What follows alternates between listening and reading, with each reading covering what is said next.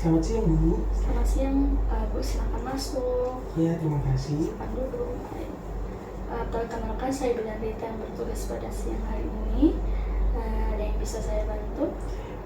Iya, di sini saya baru melahirkan 6 hari yang lalu. Ya. Terus saya datang juga ingin mau kontrol ulang. Saat ini keluhan saya merasa tubuh saya mudah capek dan juga ada tentangan beberapa makanan. Tentang beberapa makanannya. Iya. Ini dengan Ibu siapa? Dengan Ibu Sandra. Ibu Sandra umurnya berapa? Umurnya 30 tahun. 30 tahun ya. Ini anak pertama atau? Anak pertama. Anak pertama ya. Oke. Baik. Di sini Ibu melakukan kontrol ulang karena 6 hari yang lalu itu baru selesai melahirkan dan keluhannya itu mudah lelah dan ada tantangan beberapa makanan ya. Ya. Jadi baik. Di sini sebentar saya akan membutuhkan waktu Ibu sekitar 10-15 menit. Sebelumnya apakah Ibu bersedia? Ya, saya Ya. bersedia. Kalau bersedia, jangan lupa menutup pintu sebagai bentuk privasi. Jadi berdasarkan keluhan yang Ibu katakan tadi, di sini saya akan menjelaskan mengenai nutrisi Ibu menyusui. Nah, tujuannya itu untuk menambah pengetahuan dan wawasan Ibu mengenai nutrisi Ibu selama menyusui dan kenapa tidak boleh harus ada tantangan makan begitu ya Bu, dan kenapa penyebab Ibu mudah lelah. Kemudian prosedurnya sebentar saya akan menjelaskan dan Ibu akan mendengarkan, dan di akhir nanti akan ada proses tanya jawab sebagai bentuk pemahaman. Ini membutuhkan waktu sekitar 10-15 menit tadi ya.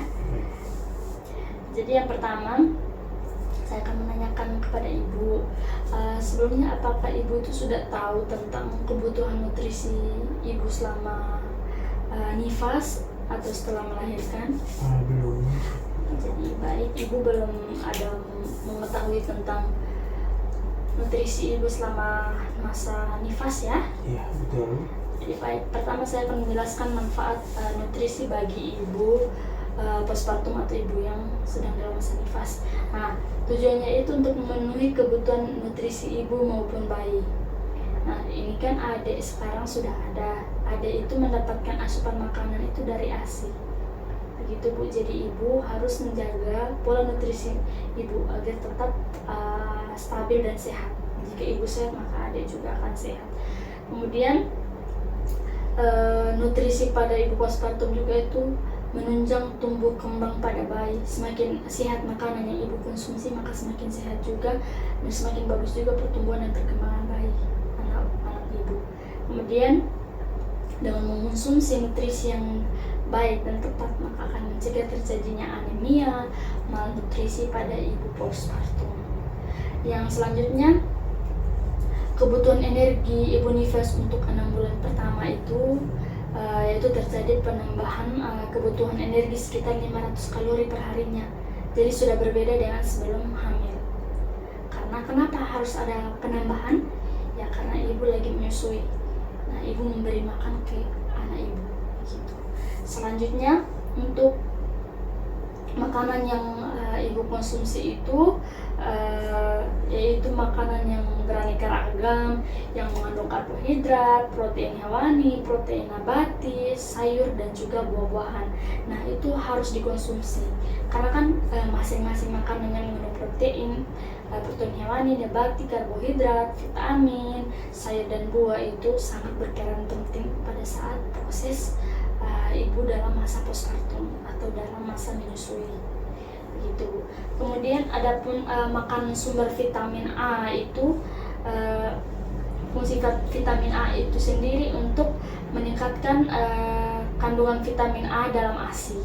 Nah, jika kandungan vitamin A dalam ASI tercukupi, maka bayi akan lebih kebal terhadap penyakit. Kemudian jarang dapat terkena infeksi, kemudian kesehatan ibu lebih cepat pulih setelah melahirkan karena makanan yang dikonsumsi tadi. Kemudian sumber makanan yang mengandung vitamin A itu juga bisa seperti kuning telur, hati ayam, kemudian sayuran yang berwarna hijau dan buah-buahan. Itu sangat bagus ya untuk proses pemulihan. Nah, buah-buahan itu bisa yang berwarna kuning seperti wortel, tomat, nangka, pokoknya yang berwarna kuning lah ya Bu. Kemudian selain itu juga ibu nifas akan mendapatkan tambahan berupa kapsul vitamin A sebanyak 200 intraunit. Kemudian akan diberikan sebanyak 2 kali, pertama segera setelah melahirkan, dan yang kedua akan diberikan setelah 24 jam pemberian kapsul vitamin A pertama. Yang selanjutnya adapun fungsi dari kebutuhan cairan selama nifas itu yaitu untuk mengatur kelancaran metabolisme dalam tubuh. Nah, ibu nifas harus minum sedikitnya paling kurang 3 liter atau setara dengan 14 gelas dalam sehari. Nah, kemudian setiap hari ibu dianjurkan untuk minum setiap kali habis menyusui agar ibu badannya tetap terstamina atau tetap fit, seperti itu ya. Kemudian fungsi dari tablet tambah darah itu sendiri atau FE yaitu sangat dibutuhkan dalam masa nifas, karena untuk menaikkan sirkulasi darah dan sel, ibu harus mengonsumsi FE, karena FE ini akan menambah sel darah merah dalam tubuh ibu. Nah, ibu nifas juga itu harus mengonsumsi tablet tambah darah itu 1 kali dalam sehari. Nah, dikonsumsi selama 40 hari gitu.